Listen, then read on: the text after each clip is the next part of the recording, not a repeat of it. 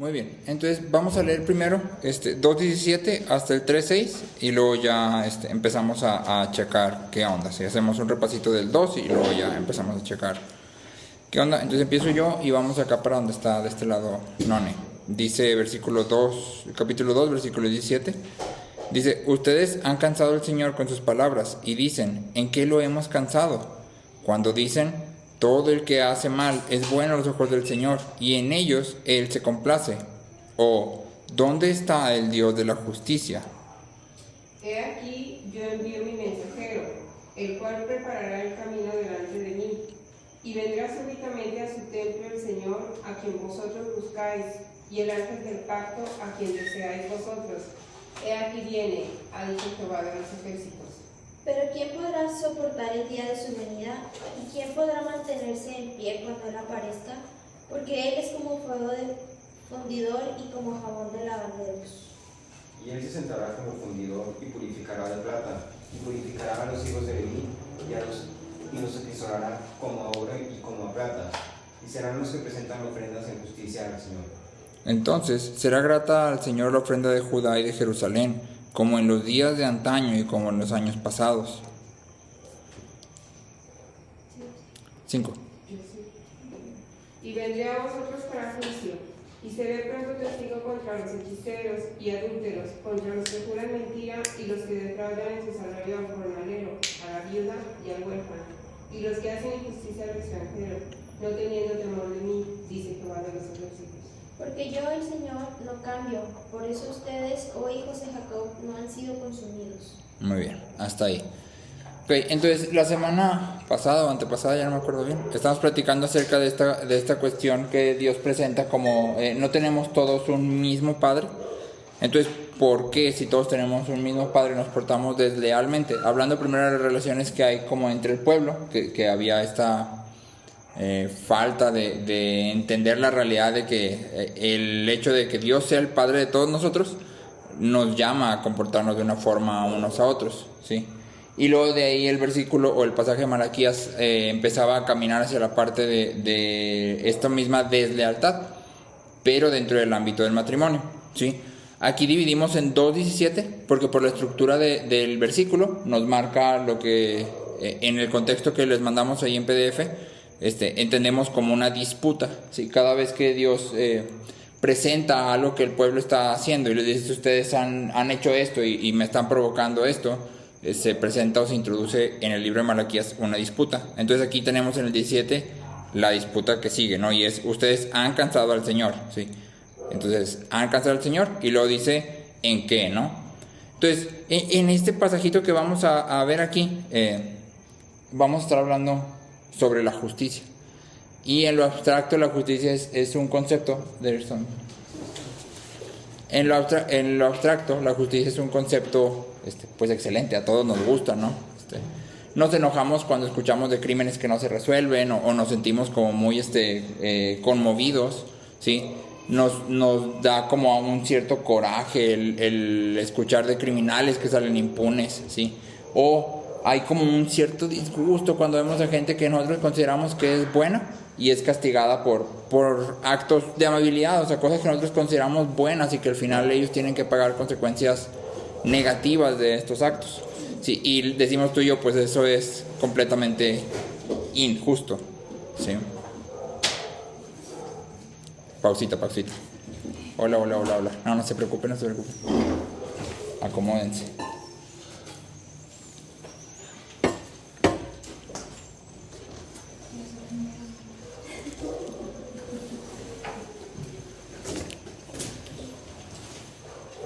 Bienvenidos. Ok. Ahora sí, estamos en Malaquías 2, versículo 17. Sí. Entonces, todas estas situaciones que tú y yo vemos a lo largo de la historia del mundo y que nos rodean también y en nuestro día a día, nos confrontan con un mundo que está fuera de orden y presentan preguntas acerca de qué está haciendo Dios, ¿sí? O sea, ¿dónde está Dios en un mundo en el que parece que el justo sufre repetidamente mientras que el malvado con frecuencia prospera? Entonces, la pregunta siempre es, ¿dónde está Dios? Y en realidad esta pregunta es tan vieja como la historia del mundo. De hecho, la puedes encontrar hecha por el salmista varias veces, ¿no? En una de esas, en el Salmo 73, el salmista dice que casi tropieza al ver la prosperidad de los malvados, ¿sí? Porque ahí empieza ahora sí que el salmista con esto, que yo creo que todos alguna vez hemos sentido decir, bueno, yo me la paso aquí haciendo lo que tú pides que haga y viviendo mi vida de la forma que tú has dictado, y me va mal. Y luego volteo a ver a los malvados y a los impíos y pues todo les va bien. Ni sufren, ni les duele nada, ni les falta nada. O sea, al contrario, están al 100. Y yo estoy al contrario. Entonces, el Salmo termina en lo mismo que tú y yo vamos a terminar, ¿sí? Entonces vamos a empezar y vamos a ir así como desmenuzando poquito a poquito. Versículo 17 del capítulo 2 dice: ustedes han cansado al Señor con sus palabras y dicen, ¿en qué lo hemos cansado? Cuando dicen, todo el que hace mal es bueno a los ojos del Señor y en ellos Él se complace. O, ¿dónde está el Dios de la justicia? ¿Sí? Entonces, como les comentaba, esta es nuestra cuarta disputa en el libro de Malaquías. Y lo que el pueblo está haciendo es acusando a Dios de que aquellos que no le daban importancia a la ley que Dios había presentado, les iba mucho mejor que a los que sí trataban de obedecerla. Acuérdate que para este momento, en el ámbito histórico, estamos hablando que Judá, Israel, es una nación súper pequeñita, mientras que en contraste con Edom, que había sido utilizado por Dios para, ahora sí que, arrasarlos, y que Edom se había ensañado en esta obra, estaba hasta cierto punto prosperando, ¿sí? No les había pasado nada. Entonces los israelitas decían, o sea, yo estoy haciendo lo correcto, que obviamente ya hasta este punto en Malaquías ya vimos que no están haciendo lo correcto, solo es como entrecomillado. Y Edom, que según tú habías dicho que ibas a castigar, pues está yendo bien, ¿sí? Entonces básicamente la pregunta del pueblo aquí es, ¿cuál es el punto de servir a Dios? ¿Sí? O sea, si el Señor se complace en los malvados, si no está, porque dice, ¿dónde está el Dios de la justicia? Es decir, Dios no está ejerciendo ningún tipo de justicia, entonces, ¿para qué lo sirvo? ¿Sí? Y esto tiene un eco bastante relevante. Sí, iba a decir contemporáneo, se me fue la palabra. Contemporáneo, es decir, es una pregunta que se presenta mucho cuando uno interactúa con gente fuera del Evangelio, que hasta cierto punto ha tratado de entender a Dios desde su cosmovisión fuera del Evangelio. Generalmente la pregunta es, si Dios es bueno, o sea, si tú dices que Dios es bueno, y si Dios es todopoderoso, entonces ¿por qué no hace nada con la maldad en el mundo? O sea, porque vemos todo lo que vemos, si Dios es bueno y todopoderoso, ¿qué onda? Sí. Y generalmente esta gente llega siempre a la misma conclusión, o no es todopoderoso, o no es bueno, o no le importa. Sí, porque lo están tratando de entender desde afuera, y lo que vamos a ver ahorita en Malaquías es algo interesante, aunque no la respuesta que quisiéramos. Sí. Incluso dentro de la iglesia también muchas veces nos presentamos estas preguntas a nosotros mismos, sobre todo en el corazón. Tal vez no las exponemos porque se vería tal vez un tanto arrogante decir Dios está siendo injusto conmigo, pero algunas veces salen, la verdad, ¿sí? Y salen generalmente cuando somos lastimados o perjudicados o difamados, ¿sí? Y aquella persona que ejerció este ataque, por llamarlo de alguna forma, en nuestra contra, todo el mundo se pone a su lado y todo el mundo le cree y todo el mundo lo protege y todo, mientras que tú eres así como él, ¿sí? Y generalmente una pregunta que está siempre es ¿por qué? O sea, ¿por qué si yo estoy haciendo lo que considero que está conforme al Evangelio me está yendo mal y a esta persona le está yendo bien dentro del mismo círculo de la iglesia, ¿no? ¿Dónde está Dios en medio de todo esto? ¿Sí? Entonces, es como algo actual, totalmente, como toda la Biblia, ¿no? Y nota que lo que Dios dice es que lo han cansado, ¿sí? Dice, ustedes me han cansado.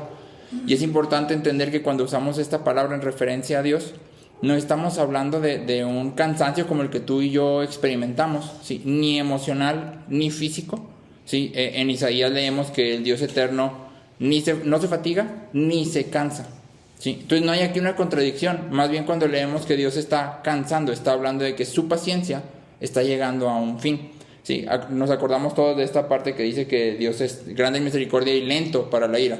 Lento, o sea, no quiere decir que nunca llega, pero es lento. Entonces cuando hablamos de que Dios se está cansando, estamos hablando de que su paciencia está llegando a su fin, ¿sí?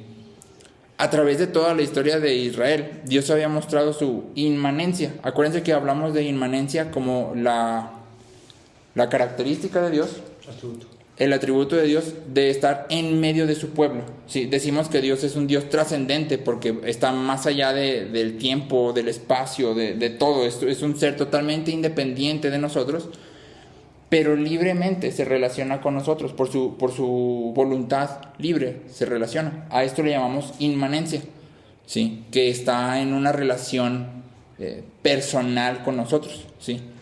Y entonces Dios había mostrado su inmanencia, es decir, su permanencia en medio del pueblo, que estableció una relación, y su justicia, ¿sí? Primero, si te acuerdas, cuando el pueblo clama en Egipto, Dios responde.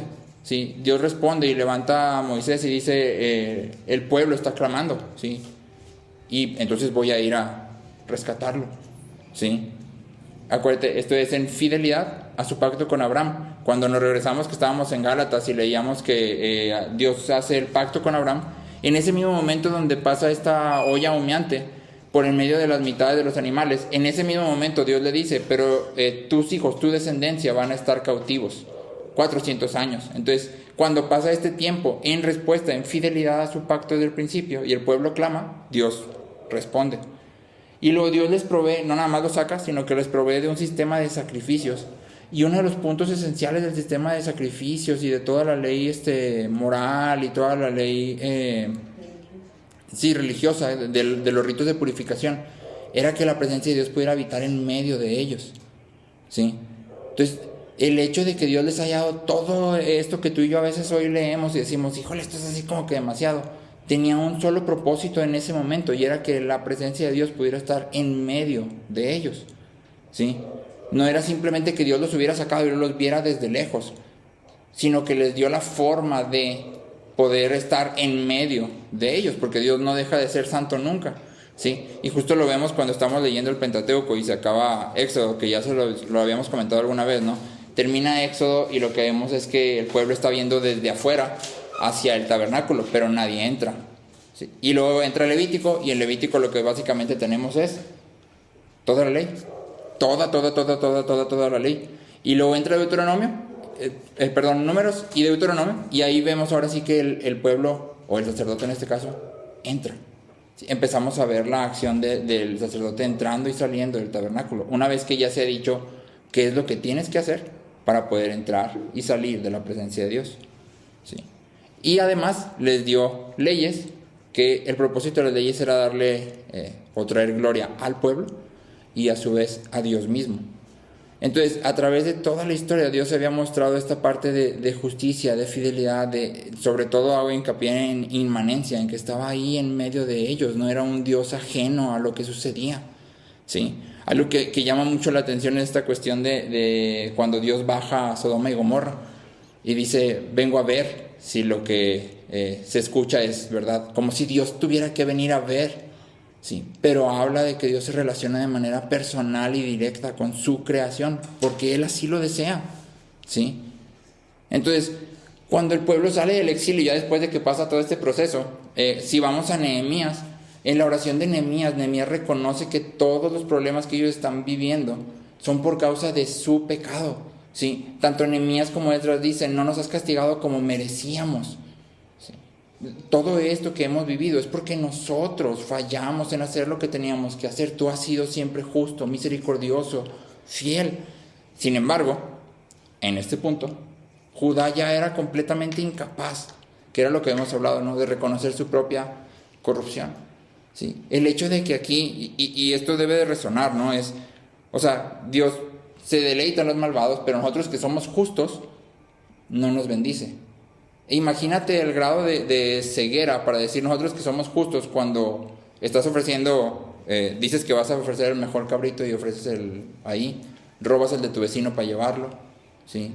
Tanto los sacerdotes como pueblo están coludidos para, pues no es sin mancha, ni pero échalo, ¿verdad? Entonces, ¿cómo te atreves a decir, soy justo, y el de allá es injusto, y Dios no me bendice? Entonces hay una ceguera y una cuestión de soberbia bastante densa, que también no se nos debería de ser muy ajena. Es como la tendencia del corazón humano siempre, ¿sí? Incluido el tuyo y el mío. Entonces el pueblo veía sus aflicciones económicas y sus aflicciones sociales como una señal de la infidelidad y la injusticia de Dios. Y esta acusación que el pueblo presenta de decir Dios se deleita en el malvado era en realidad un ataque directo al carácter revelado de Dios. En Deuteronomio leemos que Dios dice: porque cualquiera que hace estas cosas, hablando de todo lo que la ley prohibía, es abominable al Señor. Entonces cuando el pueblo dice no, pero te estás deleitando en el malvado, están realmente yendo en contra directamente del carácter de Dios. No es nada más una acusación así como al aire, ¿sí? Y lo que va a pasar aquí, que es lo que vamos a empezar a ver, es que el pueblo está esperando justicia, porque su reclamo es: ¿dónde está la justicia? ¿Sí? ¿Dónde está el Dios que se supone que se deleita en el bueno y que hace justicia? Pero la justicia que viene no es lo que ellos piensan que es. Entonces acompáñame ahí al capítulo 3, versículo 1. Dice: yo envío a mi mensajero, y él preparará el camino delante de mí, y vendrá de repente a su templo el Señor, a quienes ustedes buscan. El mensajero del pacto, en quien ustedes se complacen, ya viene, dice el Señor de los ejércitos. Entonces, la respuesta de Dios es: yo voy a enviar a mi mensajero, ¿sí? En los tiempos antiguos, generalmente cuando había un pacto entre personas, se mandaba un mensajero que era el que hacía como todo el trabajo del pacto, ¿sí? Él era el que fijaba todo y toda esta cuestión, ¿no? Y me gustaría aquí hacerte énfasis en esta cuestión de hay un lenguaje aquí trinitario bastante marcado. ¿Y por qué te hago énfasis en esto? Porque es importante que veamos que la Trinidad en realidad emana directamente de la Biblia, ¿sí? No es un concepto que después se inventó, y es importante porque tiene implicaciones prácticas. Entonces aquí nada más te hago el énfasis.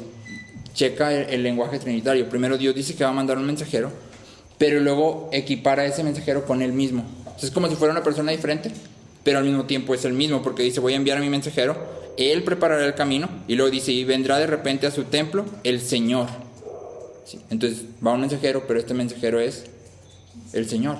Y vamos a ver que las cosas que este mensajero hace son prerrogativas de Dios mismo. Es algo que nadie más que Dios puede hacer, ¿sí? Me llamó la atención en este versículo la parte que dice que en quien ustedes se complacen, ¿sí? Y básicamente Dios está haciendo aquí uso de la ironía. En el versículo del 2:17, ¿te acuerdas que le dijeron a Dios: tú te complaces en los malos? Y la respuesta de Dios es: ya va a llegar el mensajero en el que ustedes se complacen. Está usando ironía, es decir, el pueblo no se complacía en este mensajero. Si se hubieran complacido en él, no estarían en la situación en la que están, ¿sí?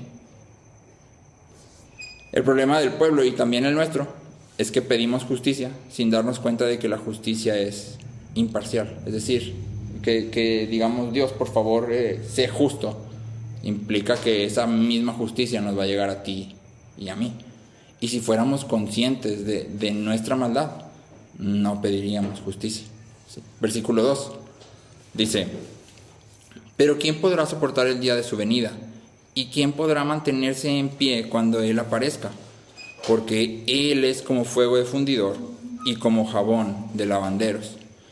Entonces, estas dos expresiones de quién puede soportar y quién puede mantenerse en pie son una referencia así súper clara a que el mensajero viene primero a enjuiciar, ¿sí? Viene con juicio. Y son preguntas retóricas. O sea, la respuesta es: nadie. ¿Quién puede soportar el día de su venida? Nadie. ¿Quién puede mantenerse en pie? Nadie, ¿sí? Otra vez, como te decía ahorita, enjuiciar es algo que solo Dios puede hacer. Entonces el hecho de que este mensajero lo vaya a hacer implica que es Dios mismo, ¿sí? Entonces el pueblo está esperando y reclamando, porque no solo que espera, es que está exigiendo que Dios venga y haga juicio a los malvados, ¿sí? Pero los malvados según su criterio. Sí, los de allá son malvados, ¿verdad? Yo no. Si ellos esperaban, va a llegar Dios, va a hacer juicio, y los de allá les va a ir bien mal y a mí me va a ir súper bien, ¿verdad? Porque Dios es justo, ¿sí? Sin embargo, no es lo que Dios está diciendo aquí, ¿no? Y otra vez, este es un punto que tú y yo tendemos a cometer. Generalmente clasificamos los pecados y los clasificamos en graves y leves. Graves, todos los que hacen todos los demás. Leves, los que yo hago. ¿Sí? Y tendemos a vernos de esa forma, ¿no? No, fulanito, ve, no, sabes cómo, no se le nota el fruto por ningún lado. Y es lo mismo que Cristo dice, ¿no? Quieres quitar la paja y no ves la viga. Clasificamos pecados. Yo cometo los leves, tú cometes los graves. O sea, claro está, ¿verdad? Y es justo el mismo error que el pueblo está cometiendo aquí. Y que Dios en realidad nos está hablando directamente a nosotros mismos, ¿sí? En esta cuestión de cómo nos vemos a nosotros mismos, ¿sí? Y cuando esperamos que Dios sea justo, ¿qué esperas en realidad? O sea, cuando dices justo, ¿esperas que porque Dios es justo te bendiga porque eres bueno? ¿O qué esperas? ¿Sí? Que creo que es una pregunta que deberíamos de hacernos, ¿no? Salud. Versículos 3 y 4 de Malaquías 3 dice: y él se sentará como fundidor y purificador de plata, y purificará a los hijos de Leví, y los acrisolará como a oro y como a plata, y serán los que presenten ofrendas en justicia al Señor. Entonces será grata al Señor la ofrenda de Judá y de Jerusalén, como en los días de antaño y como en los años pasados. Sí. Entonces no sé si te diste cuenta que en el versículo 2 luego empieza a presentar este mensajero como fuego y como jabón. Importante aquí es como hacer este énfasis de que no, porque cuando me dicen jabón, pues me imagino un jabón Dove, un jabón Cesto, un Ariel, o un jabón duro, jabón sote, ¿sí? No es el caso. Aquí cuando la Biblia habla de jabón, lo que usaban ellas eran sales alcalinas, que son bastante fuertes, o sea, es algo muy astringente, ¿sí? Entonces por eso, porque de fuego a jabón es así como... Pero la sal alcalina es bastante astringente, entonces por eso hay como exactamente, equivalencia, no tanto fuego como gracias. ¿No es lo que le ponen las baterías? Tal vez, sí. Se parece a la lejía, creo que sería lo más parecido a lo que hay ahorita. ¿La lejía? Sí, y es que la lejía quema incluso la piel. Sí. Entonces se parece un tanto a eso. Sí. ¿Es líquido? En ese entonces era más como polvo y se diluía en agua. De hecho, la lejía creo que todavía se usa así, ¿verdad? En polvo y se diluye en agua. No sé, pero la otra vez la escuché, no recuerdo dónde, pero la escuché. Dice Chuchu que sí porque él lo usa ahí en la mina. Para lavar la estufa. Para torturar Para bañarme yo y quitarme las impurezas. Para bañarse él, dice. Ok, sí, entonces jabón es una sal alcalina, entonces es algo bastante fuerte, no es un jabón como el que tú y yo usamos en la regadera, ¿sí?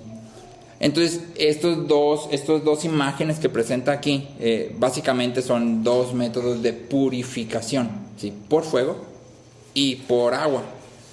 Cuando vamos al Antiguo Testamento y leemos la parte de la limpieza, de la purificación, el énfasis central, siempre que Dios presenta estas cuestiones, es el abismo que existe entre nuestro pecado y su santidad.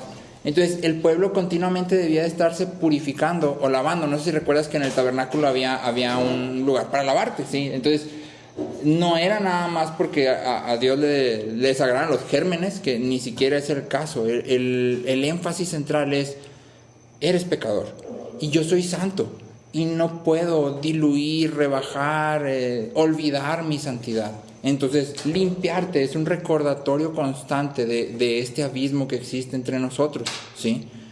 En Éxodo 19:10 dice: el Señor dijo también a Moisés: ve al pueblo y conságralos hoy y mañana, y que laven sus vestidos, que estén preparados para el tercer día, porque al tercer día el Señor descenderá a la vista de todo el pueblo sobre el monte Sinaí. Entonces, énfasis ahí, ¿no? Dios le dice a Moisés: lávalos, purifícalos, conságralos, laven su ropa, ¿sí? No porque Dios vaya a pasar en medio de ellos. ¿Qué dice Dios que va a hacer? Que va a bajar a la vista de todos. O sea, simplemente para el hecho de que pudieran verlo en el monte Sinaí, que cuando leemos Éxodo no estaba como que cerca, no era como que lo tuvieras así. Y simplemente por eso he hecho, Dios dice: lávense, o sea, conságrense, prepárense, ¿sí? Hay un énfasis en: yo soy santo y ustedes no, ¿sí? Y por quien yo soy, por amor a Abraham, por el pacto que he hecho, por amor a ustedes, hay una comunión, pero nunca se puede perder esta esta noción de nuestro pecado y su santidad, ¿sí? Entonces dice aquí en Malaquías que el mensajero va a venir y va a purificar, ¿sí?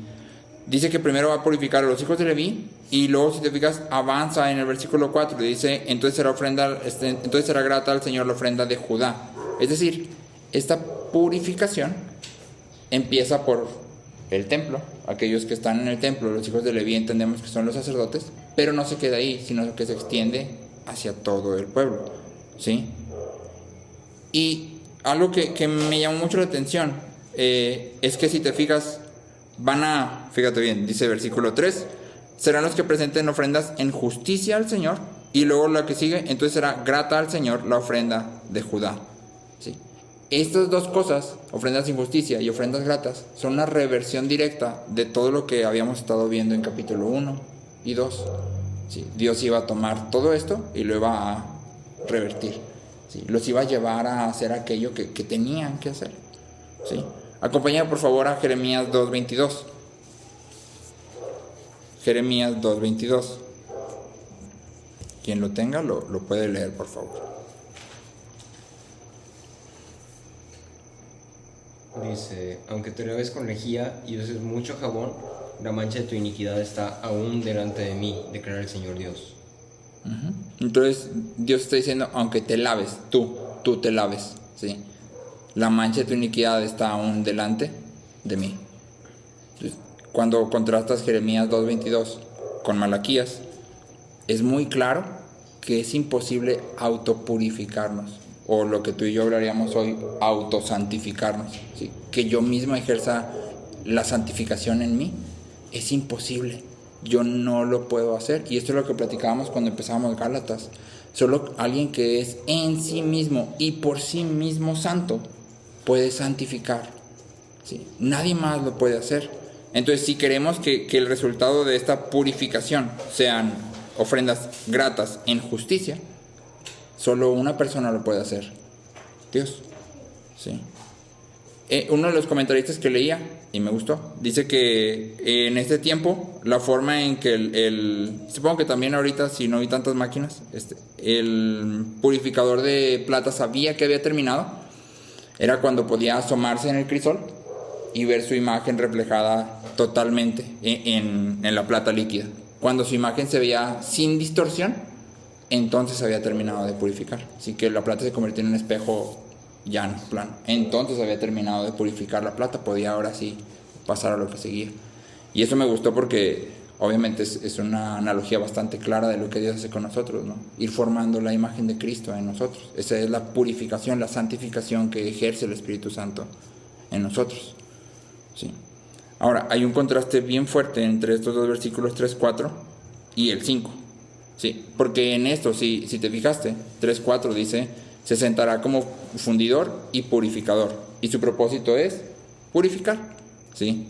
Pero el versículo 5 dice, me acercaré a ustedes para el juicio, ¿sí? Seré un testigo veloz contra los hechiceros, contra los adúlteros, contra los que juran en falso y contra los que oprimen al jornalero en su salario, a la viuda y al huérfano, contra los que niegan el derecho del extranjero y los que no me temen, dice el Señor de los ejércitos. Entonces el contraste sí está como súper marcado, porque primero es como que va a llegar, ¿quién va a poder soportar? Nadie, pero va a venir a purificar, como si Dios dijera, no, tranquilos, o sea, viene a purificar para que ustedes puedan presentarse. Pero luego inmediatamente después dice, me acercaré para juicio. Y en este pedacito donde dice, seré un testigo veloz, es literalmente lo que dice, o sea, Dios va a estar testificando contra estas personas, ¿sí? Y ahora sí que si tienes a Dios como testigo en contra, ¿qué te puede salvar? Nada, o sea, absolutamente nadie puede competir ahora sí que en testimonio contra Dios, ¿sí? Y este contraste en realidad es lo que nos va a llevar como al punto medular en el versículo 6, ¿sí? Antes de aterrizar ahí, me gustaría hablar un poquito acerca de estas cuestiones que están aquí. Dice, hechiceros, adúlteros, los que juran en falso, los que oprimen al jornalero en su salario, a la viuda y al huérfano, los que niegan el derecho del extranjero y los que no me temen. Estas cosas, generalmente tú y yo pensamos que no participamos de ellas, Por ejemplo, si alguien, yo le preguntara aquí, ¿quién ha participado de hechicería? Nadie nunca ha participado de hechicería. Okay. None comenta que sí. ¿Qué es hechicería o por qué crees esta parte de que has participado de hechicería?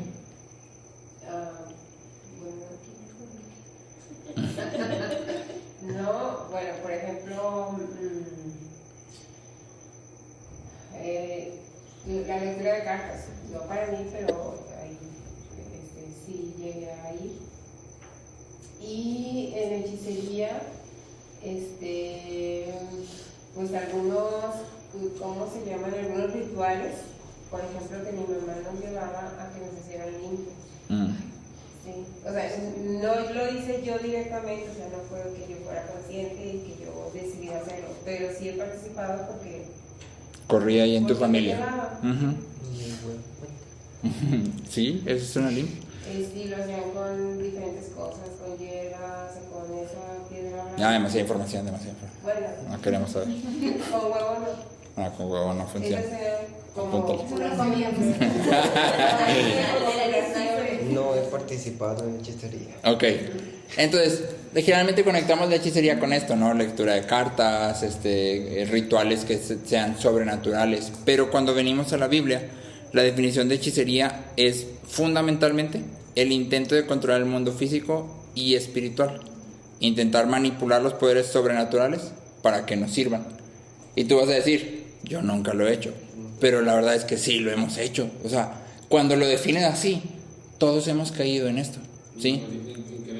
Manipular. Exactamente, hemos querido manipular, ¿sí? Hemos querido manipular. Muy sencillo, cuando vamos a la iglesia, oramos o leemos la Biblia porque esperamos que esto haga que Dios nos bendiga. O sea, es que estoy haciendo todo esto y porque lo estoy haciendo, Dios me va a bendecir. ¿Qué estoy queriendo hacer? Manipular a Dios, ¿sí? Cuando digo voy a ayunar y orar para que Dios haga esto, ¿qué estoy queriendo hacer? Manipular a Dios, ¿sí? Cuando estoy pidiendo que Dios me facilite la vida, que quite de mi vida todos los problemas y todas las dificultades, ¿sí? En lugar de yo decir, Dios, en medio de esta adversidad que estoy viviendo, enséñame a glorificarte, que tu imagen sea perfeccionada en mí. Pretendo en mi corazón que el fin último de Dios es servirme a mí, cuando en realidad es al revés, ¿sí? Así muy explícito, cuando tú y yo utilizamos esta cuestión de declarar y que lo que declaramos, eso va a suceder. Estamos queriendo manipular el mundo físico y espiritual. Eso es lo que estamos queriendo hacer, ¿sí? Porque cuando yo digo así, y entonces creo que porque yo lo dije, va a suceder, estoy queriendo manipular y estoy cayendo en hechicería.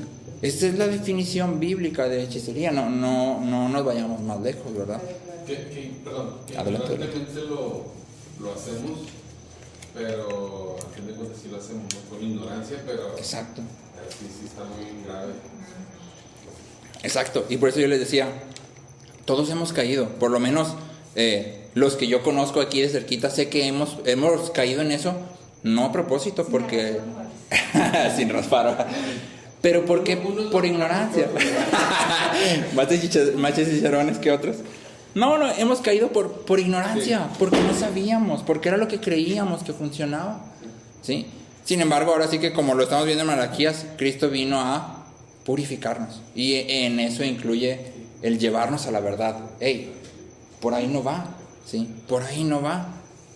Entonces, sin caer en la parte el adulterio como tal en el ámbito sexual, podemos hablar del adulterio espiritual, por llamarlo de alguna forma, en el que todos caemos. Y de hecho, todos estos ejemplos que estamos haciendo de doy para que Dios me bendiga, espero y luego creo que tengo derecho, y en realidad todo esto es, me pongo yo como Dios, y al hacer yo eso, ¿qué estoy haciendo? Adulterar, estoy creando un ídolo, mi ídolo soy yo, ¿sí? Y entonces la Biblia es clara, ¿no? Todos nos hemos ido por nuestros ídolos, y la cuestión es que aún dentro de la iglesia, aún cuando Cristo nos ha redimido, muchas veces nos vamos otra vez detrás de esos ídolos. Y tenemos que tener cuidado, ¿sí? En este aspecto es importante entender lo que la Biblia enseña. hablando específicamente del ayuno, como un buen libro introductorio, les recomiendo Hambre de Dios de Piper. Es un buen libro introductorio acerca del ayuno, es el único tema, y da una muy buena perspectiva de para qué sirve, cómo. Hambre de Dios. Ajá. No. Yo lo tengo. Ahí está. Gracias. Entonces sí lo tenemos. De igual forma, todos hemos mentido. ¿Sí? En alguna otra ocasión todos hemos mentido. O si tú dices, no, yo nunca he mentido, tal vez sí has torcido la verdad, poquito nomás, o has omitido verdad. ¿Sí? Ajá. Entonces ya media verdad implica que hay media mentira, ¿sí? Entonces es algo que tenemos que tener cuidado, ¿sí? Y sin lugar a dudas, esto sí es algo que debería de cargarnos. Como iglesia, hemos desviado la mirada de todas aquellas personas que son oprimidas a nuestro alrededor, ¿sí? Porque hay gente que sufre todos los días. Hoy me llegó un mensaje de AT&T, ni siquiera sé por qué me llegó, yo no sabía que eso llegaba. Supongo que por el día de ayer, pero como retrasado, supongo. Y básicamente era una encuesta, una estadística que terminaba en cada día 10 mujeres son asesinadas en su casa. Entonces yo decía, wow, o sea, porque sabes, ¿no? Sabes que hay un problema, sabes que está ahí. Pero al final como iglesia, ¿qué estamos haciendo? ¿Sí?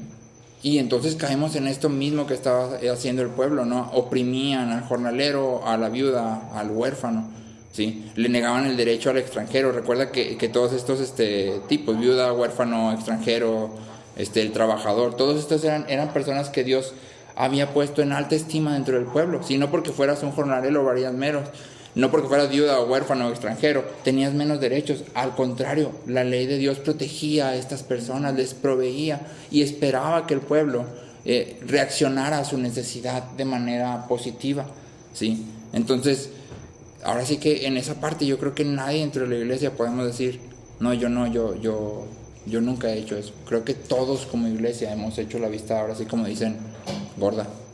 Sí, y es algo a lo que ahora sí que Dios nos llama aquí a volvernos a lo que hacía la iglesia primitiva, la primera, ¿no? Entonces, el veredicto contra todos nosotros es claro y no es nada prometedor. En Romanos 3:23, Pablo dice, por cuanto todos pecaron y no alcanzan la gloria de Dios, ¿sí? En otras versiones dice, todos pecaron y se han quedado cortos. Es la expresión así literal, se han quedado cortos, y quiere decir como si quisieras alcanzar pero nunca vas a poder, ¿sí? Y en Isaías 53:6 dice, todos nosotros nos descarriamos como ovejas, ¿sí? Entonces ahora sí que ahí está, ¿no? Pides que Dios traiga justicia, pero este es el veredicto: todos hemos pecado, nadie alcanza la gloria. Si todos nos hemos descarriado, entonces cuando la justicia de Dios llegue, la justicia que no hace acepción de personas, porque de hecho ese es el contexto en el que Pablo dice en Romanos, Dios no hace acepción de personas, hablando del juicio que viene. ¿Qué esperas, va? O sea, ¿qué te va a tocar? Y creo que la pregunta es, entonces, ¿cuál es nuestra esperanza? Ahora sí que ante el fuego inminente, ¿sí? Tú y yo de este lado de la Biblia y de la historia sabemos que este mensajero ya vino. ¿Quién es? Cristo. Cristo ya vino, ¿sí? Entonces, en el versículo 6 de aquí de Malaquías, dice, porque yo el Señor no cambio, por eso ustedes, oh hijos de Jacob, no han sido consumidos. Y este versículo la verdad es así como bueno, primero el corazón de este pasaje. Segundo, repite lo mismo que hemos visto en Malaquías cuando empezamos. ¿Se acuerdan que en el capítulo 1 Dios decía, yo los escogí? ¿Sí? No era Esaú hermano de Jacob, declaró el Señor. Sin embargo, yo amé a Jacob. Yo amé, o sea, yo tomé una decisión, ¿sí? Y aquí otra vez es, porque yo no cambio, por eso no han sido consumidos. Entonces, corazón del pasaje, corazón del libro y en realidad, corazón de la Biblia. Sí, este es el fundamento. Nuestra esperanza radica en que Dios no cambia. A pesar de la apostasía de Israel, de su adulterio, de su ingratitud, de que están aquí en Malaquías, están repitiendo exactamente los mismos patrones que los llevaron al exilio, o sea, los mismitos, no habían ni siquiera su pecado había evolucionado para ser uno nuevo, no, era el mismo, como siempre en toda la historia del mundo, ha sido el mismo, y tú y yo cometemos los mismos, exactamente los mismos. Pero a pesar de todo esto, dice Dios, no los he consumido, ¿sí? No los he consumido. Y en Oseas 11, que este fue uno de los pasajes que me gustó mucho, Oseas 11, versículos 8 y 9, cuando Dios está hablando acerca del juicio que viene, de repente en medio de esta declaración de que los va a, pues ahora sí que exiliar completamente, les dice, ustedes ya no van a ser mi esposa, ustedes ya no van a ser mi pueblo, ustedes, sí. Dios hace estas preguntas y dice, ¿cómo podré abandonarte, Efraín? ¿Recuerdas que en Oseas platicábamos que cuando Dios usa el nombre de Efraín, está haciendo como como si le dijera israelito, o sea, como el chiquitito, o sea, mi hijo, mi posesión preciada, ¿no? Entonces dice, ¿cómo podré abandonarte, Efraín? ¿Cómo podré entregarte, Israel? ¿Cómo podré yo hacerte como a Adma? ¿Cómo podré tratarte como a Zeboim? Mi corazón se conmueve dentro de mí, se enciende toda mi compasión. No ejecutaré el furor de mi ira, que decíamos ahí, no es que Dios no fuera a ejecutar su juicio, el juicio, de hecho, Oseas es el profeta de la hora cero, o sea, el juicio ya no había escapatoria, pero no voy a ejecutar el furor de mi ira, o sea, no te voy a borrar por completo, ¿sí? No volveré a destruir Efraín, porque yo soy Dios, esa es la razón, porque yo soy Dios y no hombre, el santo en medio de ti, y no vendré con furor. Entonces, otra vez, Dios no cambia, o sea, Él había hecho un pacto y a pesar de todo el pecado del pueblo, Él no cambia, no hay hablamos de que Dios es impasible y la impasibilidad de Dios no significa que no le importe lo que sucede, significa que no es controlado por lo que sucede. Es decir, cuando el pueblo se rebela y Dios dice que se enciende su ira, no es que Él estaba muy bien y de repente ¡fum!, ya se enojó, y como tú y yo cuando nos enojamos decimos cosas que no debemos y hacemos cosas que no debemos hacer y nos descontrolamos, y Dios no hace eso. Cuando dice que Dios, su ira se enciende, es porque una ira encendida es la respuesta justa al pecado. Esa es la respuesta justa al pecado, una ira encendida, ¿sí? Pero Dios no cambia, ni siquiera en medio de la ira Dios cambia, porque cuando hablamos de atributos, todos obran al mismo tiempo. Entonces cuando la ira de Dios se enciende, ¿qué crees que se enciende también? Su amor, su justicia, ¿sí? Todo esto se enciende exactamente al mismo tiempo, en el mismo nivel. No toma la ira la batuta, ¿verdad? Y todos los demás se subyugan, no.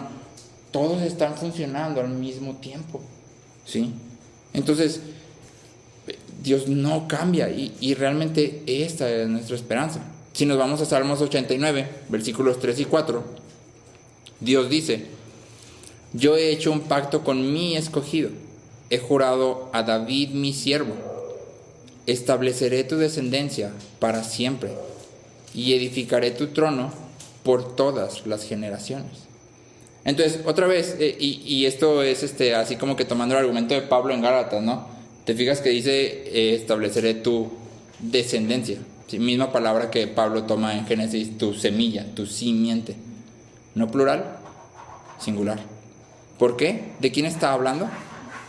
De Cristo, ¿sí? Y lo que hemos aprendido en Gálatas es que tú y yo venimos a ser unidos a Cristo. Y entonces ahí dice, estableceré tu descendencia para siempre, a menos que pequen. O para siempre, a menos que... No, ¿verdad? No hay ninguna cláusula. La estableceré para siempre. Todos nosotros, todos aquellos que somos unidos a Cristo, somos establecidos para siempre, ¿sí? Entonces, sin ningún lugar a duda, y creo que ha sido como un tema que hemos estado repitiendo mucho, no porque nosotros querramos, realmente creo que es un tema que se repite en la Biblia en todo momento. Nuestra salvación no tiene nada que ver con que nosotros seamos maravillosos o que estuviéramos muy dispuestos a obedecer los mandamientos de Dios. No tiene nada que ver con que Dios haya visto algo, ¿sí?, a través de todo el pecado, que dijera, sí, vale la pena salvarlo porque mira, tiene ese pedacito que está bonito. No, o sea, no teníamos nada bonito en nosotros. Dios salva a su pueblo por quien Él es. Aun cuando nosotros somos infieles, Él se mantiene fiel. Pero tal como aquí Malaquías lo muestra, y creo que este es el énfasis así más fuerte, que era lo que les marcaba 3, 4 y luego 5, sí, versículos 3, 4 y luego el 5, Dios no deja de ser juez, Dios no deja de ser justo, ¿sí? Dios no deja de ser santo, y en esa santidad, en esa justicia, Él tiene que dar a cada hombre lo que merece. Dios dijo, la paga del pecado es muerte, y Él tiene que cumplir eso. Dios no puede simplemente, no, ¿sabes qué? Estuvo muy dura mi regla, y la consecuencia está demasiado fuerte, y mejor la voy a quitar y la voy a... Si Dios hiciera eso, sería preocupante para nosotros, porque querría decir que Dios puede cambiar de opinión, y si Dios puede cambiar de opinión, estamos en peligro, ¿sí? Entonces, como Dios no puede cambiar de opinión, Él no puede decir, no, siempre no, ¿sí? La paga del pecado es muerte, no hay de otra, ¿sí? Entonces la pregunta es, ¿cómo puede Dios mantenerse fiel hacia nosotros cuando tú y yo somos constantemente infieles?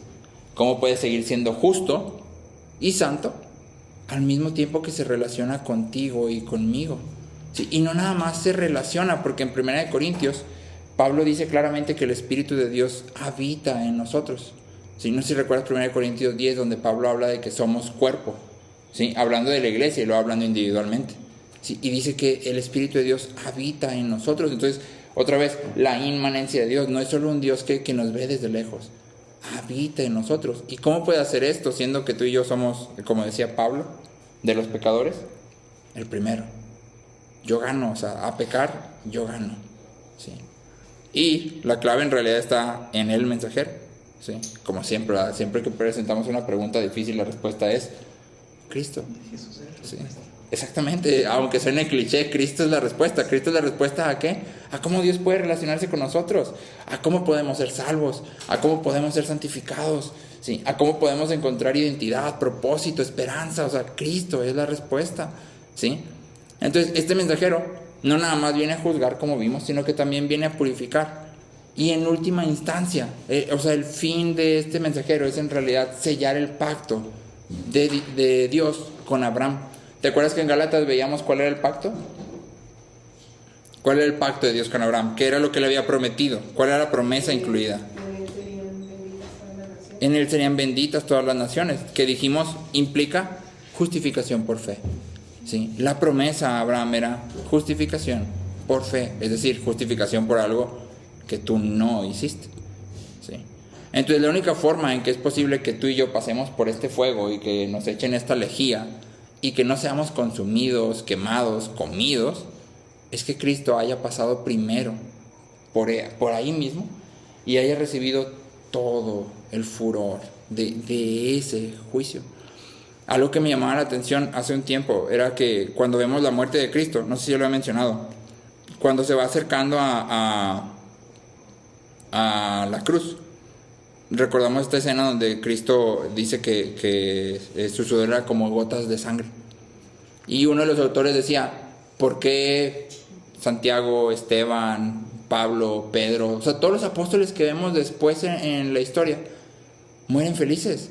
Felices digo, o sea, pero sí están bien, tienen paz, tienen descanso. Exactamente, dice que Esteban vio el cielo abriéndose y dijo, o sea, perdónalos. Y sin embargo vemos el contraste con Cristo, y Cristo está en un estado de estrés total. O sea, hay una cuestión de lo que tú y yo pudiéramos llamar una ansiedad abrumadora. O sea, él está, ¿por qué? ¿Porque se va a morir?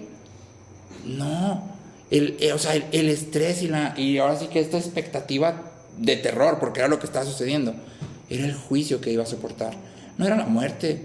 Si fuera la muerte, hubiera muerto igual que Esteban, que Pablo, hubiera muerto igual. El punto era que Cristo sabía que iba a la cruz a recibir todo el juicio de todo el pecado, ¿sí? O sea, ahora sí que toda la ira, exactamente, ¿sí? Entonces, cuando tú y yo vemos eso, ahora sí que es como, órale, ¿sí? Wow, ¿no? Entonces, el mensajero viene a enjuiciar, pero lo maravilloso es que toma ese juicio y lo carga sobre él. Y entonces es algo que debería cambiar totalmente la forma en que nosotros vivamos, ¿no? O sea, dice, sí, yo no puedo dejar de enjuiciar, soy justo. Entonces lo que voy a hacer es, yo voy a recibir el juicio, ¿sí? Para que ustedes puedan presentar ofrendas gratas en justicia. Y eso debe completamente sacudirnos y decir, no me lo merezco, ¿sí?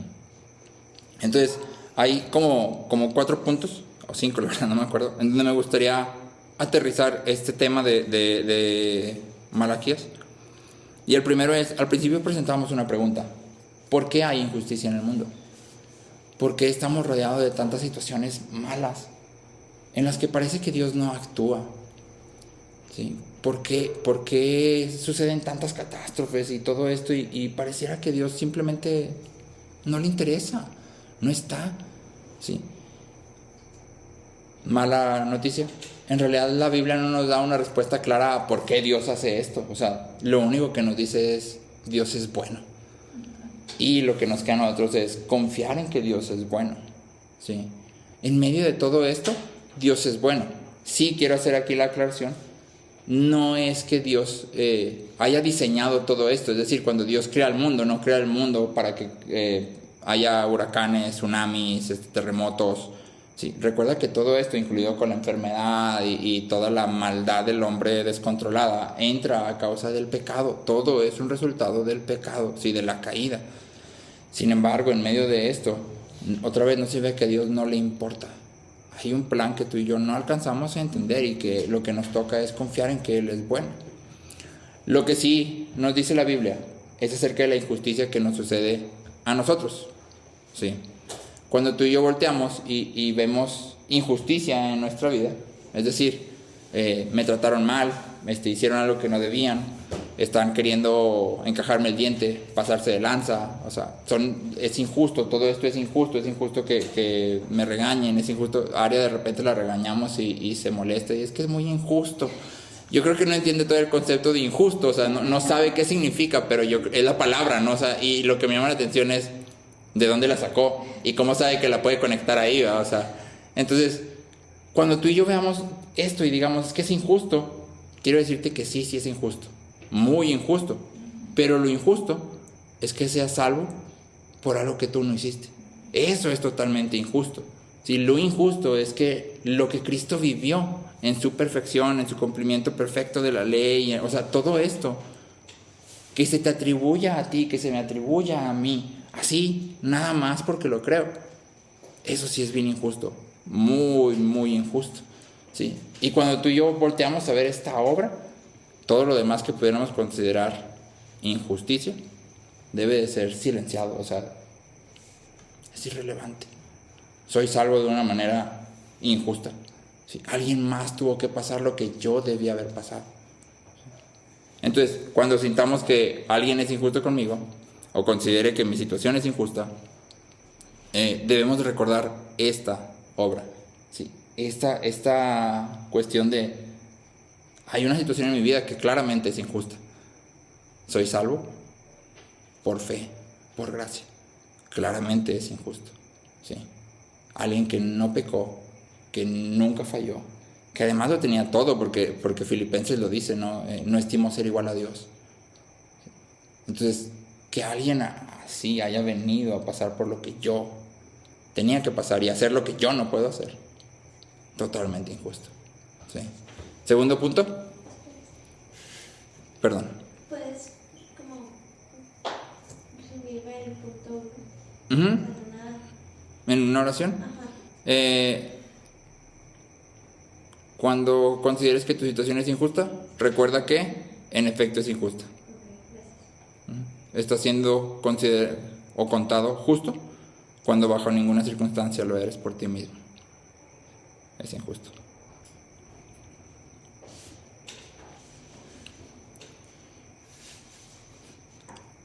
Entonces, cuando haya alguna injusticia en mi vida, mi respuesta no debe ser exigir justicia, porque acuérdate que si quieres justicia, el primero que sale patinando eres tú, o en mi caso, soy yo. Sí, lo que la Biblia nos llama a rogar es misericordia y gracia, ¿sí?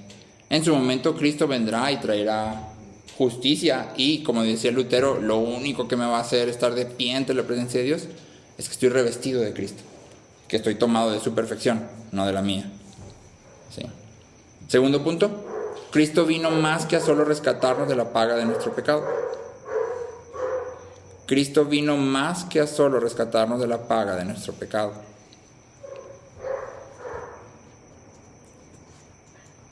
Cristo vino a salvarnos del poder del pecado. ¿Sí? Ahora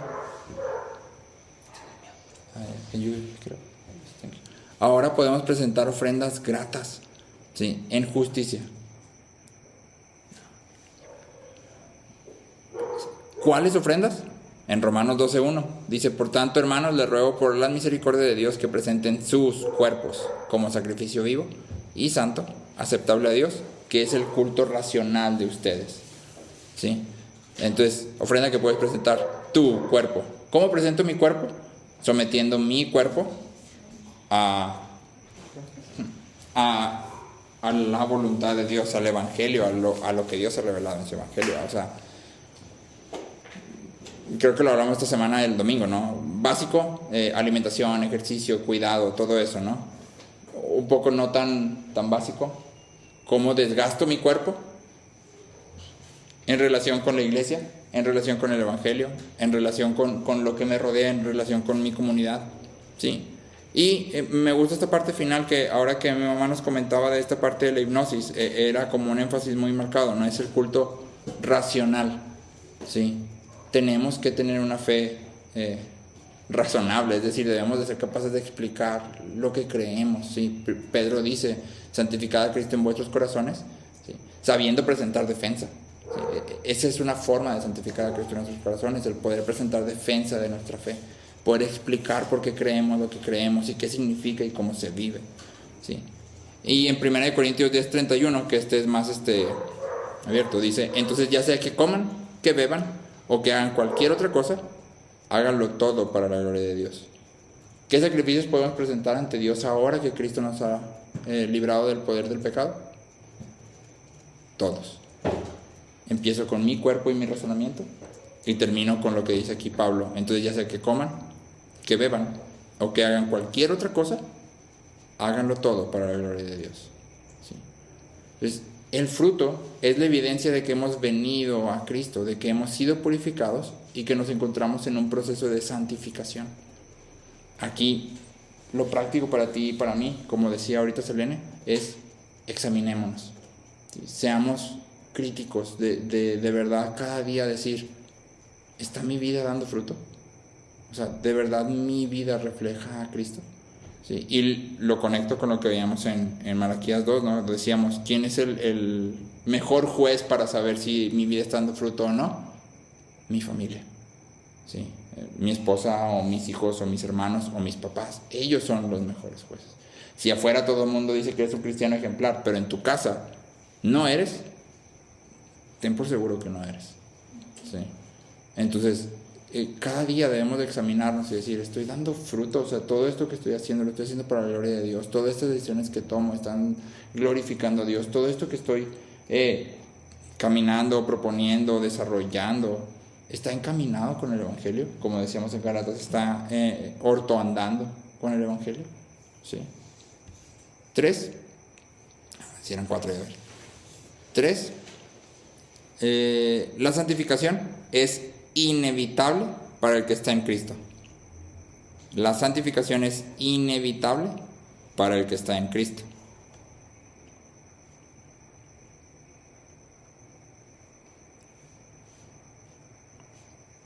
En Juan 15, te leo versículos 5 y 16, dice: yo soy la vid, ustedes los sarmientos, es Cristo hablando. El que permanece en mí y yo en él, ese da mucho fruto, porque separados de mí nada pueden hacer. Si entonces permanece en mí y yo en él, da mucho fruto. ¿Sí? Es algo que está ahí. Versículo 16: ustedes no me escogieron a mí, sino que yo los escogí a ustedes y los designé para que vayan y den fruto y que su fruto permanezca. ¿Sí? Entonces, aquí en Juan 15 es claro Cristo en este sentido de decir, el fruto, que el fruto es este proceso de santificación, no es opcional. ¿sí? Una vez que hemos sido unidos a Cristo, el fruto tiene que darse, ¿sí? No hay opción. Pero algo que me gustaría hacer el énfasis aquí es que la santificación no es meramente sobre dejar el pecado exterior. Generalmente conectamos la santificación siempre con cómo me veo hacia afuera, ¿sí? Pero en realidad la santificación, cuando vamos a la Biblia, se trata más de crecer en nuestra dependencia de Dios, que en realidad, si te fijas, es el énfasis de Juan 15, si permanecen en mí y yo en ustedes. Hay una dependencia marcada, ¿sí? Entonces, la santificación se trata mucho más de crecer en nuestra dependencia de Dios y nuestro agradecimiento por el Evangelio, ¿sí? Que era lo que hablábamos ahorita, ¿no? Si mi situación es injusta porque soy salvo de una manera que no merecía, o sea, yo no pudiera haber sido salvo nunca, ¿sí? Entonces, la santificación se trata mucho más de crecer en nuestra dependencia de Dios y nuestro agradecimiento por el Evangelio que de acceder a un poder interior que nos permita de alguna forma obedecer la ley de Dios por nosotros mismos. Esto otra vez era algo que yo escuchaba muchas veces y que para mí santidad tenía que ver mucho con esto. O sea, era, no, es que fulanito hace un chorro de milagros porque vive en santidad, es otro nivel de santidad. No, o sea, santidad, nivel, sí, casi atraviesa paredes, poquito le falta ver porque su santidad está acá. Sí. Y entonces conectábamos y bueno, de hecho sí conocía a algunos predicadores que no entiendo muy bien por qué lo hacían, pero por ejemplo cuando les tocaba enseñar, nadie les podía hablar ni nadie los podía tocar. Sí. No sé por qué, o sea, yo no digo que fuera por esta cuestión, pero sí me llegó a tocar esto, ¿verdad? Entonces conectamos muchas veces la santidad como con esta experiencia de poder superior, ¿no? O sea, necesito santidad para poder hacer milagros, ¿sí? Porque si no hago milagros, ¿por qué es? Porque no tiene santidad. ¿Sí? Así lo relacionamos cuando en realidad no tiene nada que ver. O sea, nuestra santificación es Cristo. Eso es lo que Corintios dice. Él ha sido hecho para nosotros santificación. Entonces la santificación tiene que ver más con depender de Cristo, con estar agradecidos por el Evangelio, que con acceder a un poder, sí, a un poder superior.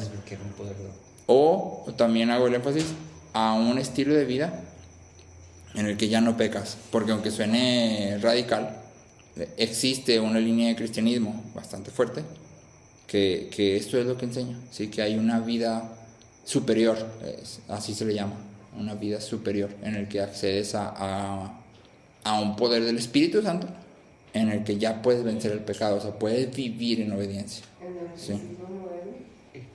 Pues sin nombres pero sí existe. Ajá. No es gnosticismo. No es gnosticismo. Ok, entonces, aquí, énfasis. No es opcional.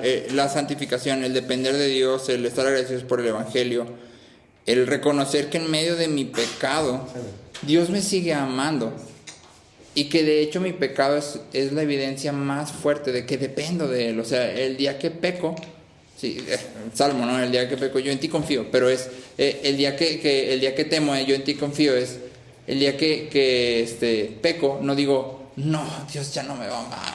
El día que peco digo, Dios, te necesito, o sea, te necesito, no puedo. Sí, aunque ya tengo 10, 20, 15 años de cristiano y ya leí la Biblia 52 veces de tapa a tapa, pero sigo pecando. Y eso lo que me debe mostrar es, te necesito. O sea, totalmente dependo de ti. No puedo. ¿Sí? Eso es a lo que nos debería llevar. ¿Sí? Entonces, cuando fallemos, corramos a Cristo. ¿Sí? Cuando fallemos, acerquémonos al trono de la gracia confiados, ¿no? Esto es lo que la palabra nos enseña, ¿sí? 4, punto número 4. No, 4. ¿Que no eran 3? No, eran 4 y ya el último es como nada más para cerrar, ¿no? Sí. 4. No puede ser. Se lo repito si quieren. Elige la 2, mi lord. Se comió uno. Ok. 1, porque hay injusticia. Sí, que esto sí hay injusticia, sobre todo en nuestra situación, ¿no? En que somos salvos por gracia. Y luego 2, Cristo vino más que solo a rescatarnos de la paga de nuestro pecado, también vino a rescatarnos de su poder. Y luego 3, la santificación es inevitable para el que está en Cristo. Que esto es donde leímos Juan 15, versículos 5 y 16. La santificación es inevitable para el que está en Cristo. ¿Sí? Ok, 4, nuestras relaciones importan. ¿Sí? Nuestras relaciones importan. No sé si te has fijado, pero hasta ahorita Dios ha tocado 2 relaciones fundamentales y ha ido como avanzando. Primero, empezó Dios hablando acerca de la relación del pueblo, o de nuestra relación, con Dios. Sí, ¿te acuerdas que el primer tema que toca Malaquías es esta cuestión de yo los he amado? Sí, pero ustedes presentan ofrendas, pues ahora sí que de ingratitud, o sea, no muestran esta verdad. Sí, entonces, primero relación con Dios, nuestra relación con Dios. Y luego después de ahí brinca esto que está en el versículo 2:10, donde dice, ¿no tenemos todos un mismo Padre? ¿No nos ha creado un mismo Dios? ¿Por qué nos portamos deslealmente unos contra otros, profanando el pacto de nuestros padres? Entonces Dios avanza de la relación con Él a la relación con nuestros hermanos. Sí, esto es lo que Marcos ha utilizado como relación vertical, relación horizontal. Y luego, en lo que sigue que vamos a leer, todavía no llegamos ahí, pero es lo que sigue, vamos a abordar la tercera relación que Dios presenta aquí en Malaquías, y es la de nuestra relación con los bienes. El tema que sigue es la cuestión de los diezmos. ¿Sí? Y entonces, estas tres cuestiones, estas 3 áreas, nuestra relación con Dios, nuestra relación con nuestros hermanos y nuestra relación con los bienes, funcionan como un termómetro. ¿Sí? Son indicadores de que realmente estamos en Cristo. Sí, en nuestra relación con Dios no hablamos de qué tanto oras, qué tanto lees la Biblia, qué tanto vas a la iglesia, qué tanto, sino cómo ves a Dios, que otra vez caemos en este mismo. Buscamos manipular a Dios, o sea, nuestras oraciones siempre tienen la intención de que Dios nos sirva. Sí, ayunamos, oramos, vamos a la iglesia para que Dios nos bendiga, damos, como decían ahorita, para que Dios nos bendiga. Esa es nuestra intención, porque entonces nuestra relación con Dios está torcida. En realidad nuestro Dios somos nosotros. ¿Sí? Nuestra relación con nuestros hermanos, esto creo que lo hemos hablado muchas veces, pero básicamente debemos de amarnos unos a otros, y el amor implica acción. Debemos de cuidarnos, debemos de exhortarnos, de animarnos, de reprendernos, porque también la Biblia nos llama a eso. Entonces, todo esto debe de hacerse, ¿sí? Y bueno, vamos a hablar un poquito de la relación con los bienes en la próxima sección, pero básicamente ahora sí que cómo utilizamos nuestros bienes, ¿no? Cómo los administramos y en qué los invertimos o despilfarramos, porque se pueden hacer las 2 cosas. ¿Sí? Entonces, nada más quiero hacer como este énfasis muy marcado. El pasaje termina en: porque yo, el Señor, no cambio, por eso ustedes, oh hijos de Jacob, no han sido consumidos. Tenemos seguridad plena de que Él no cambia. Sí, tenemos seguridad plena. Una vez que hemos venido a Cristo, que Él nos ha concedido arrepentimiento, que Natalia enseñaba hace un tiempo, no se les ha concedido no solo creer, sino sufrir, padecer por Él, se les ha concedido. ¿Sí? Una vez que somos unidos a Cristo, que renunciamos a nuestra justicia autoproclamada, entonces podemos empezar a confiar en que Dios no cambia. Me gusta en Romanos 8, donde dice que a los que conoció predestinó, y a los que predestinó termina en glorificó, tiempo pasado. O sea, Pablo es como que ya está. O sea, no hay duda de que Dios va a hacer esta parte. Y a los que conoció predestinó, glorificó. ¿Sí? No hay una cláusula de que pueda ser que no. O sea, si Dios nos ha unido a Cristo, tenemos seguridad. ¿Sí? ¿Cómo sabemos si estamos unidos a Cristo? Regrésate. ¿Cómo te relacionas con los bienes? ¿Cómo te relacionas con tus hermanos? ¿Cómo te relacionas con Dios? ¿Sí? ¿Estás dando fruto? ¿Sí? ¿Estás dependiendo de Cristo para el fruto? O sea, todo esto tiene que ver con si he venido a ser unido a Cristo.